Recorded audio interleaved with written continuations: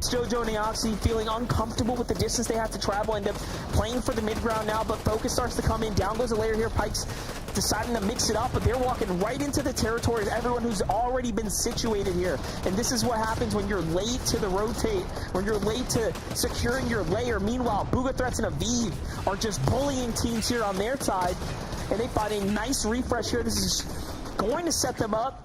Now they might be the team to go late for high ground. That was Ralphie, 6th place on the consistency leaderboard, got torn away from the rest of his team by Booga, Aviv, and Threats, who have all but their spot solidified.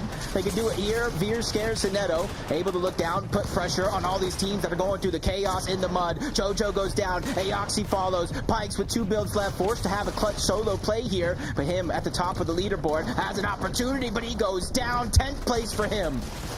Quick finish there, and now high ground starting to work their way down. Meanwhile, Diego getting mixy on the low ground here. A finish needs to come through so the siphon can turn on. There it is. Couple mats to work with as well. Possessed on the other side here, just trailing behind his teammate, but there is shots coming from everywhere, and it surely isn't safe down low, so he has to weather the storm here, literally, and he does manage to do it.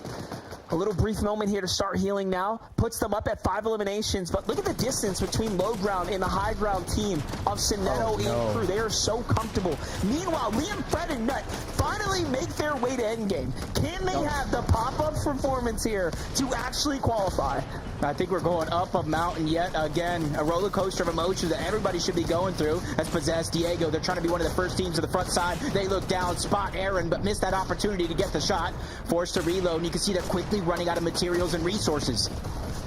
Diego looking for an angle, finds Aaron. I thought he was going to cone him up there, but no. Doesn't want to risk what little bit of builds that he has here. Finds a little bit of extra stuff there, but there's no mats. That's not what he wants at all. He needs a lot more. High ground is just so comfortable. I mean, they are literally coasting their way to finals whether they win this game or not. But at this rate, they should be setting themselves up for the victory. Diego, meanwhile, is trying to clutch this one out for the final spot. This is one of his only chances now. He's approaching that 200-point threshold, which surprisingly it might actually come down to as there are competitors close. Oh, the zone barely keeps him in. Top 4 for him now. And Veer, Scare, end up jumping down. Sinetto comes to join the battle. It's a 3v3. All-out fight here. Scare, Veer, Sinetto, they're inside already. Liam, Nut, Fredbot down below. They're outside of the bubble, but 2 big shots. They get the knock on the Scare. 3v2 opportunity, but they're taking damage to the storm. They're trying to cut him off. Fight for the high ground, but Fred goes down. Sinetto cleans that one up. Liam versus Sinetto. Finals, Vivid.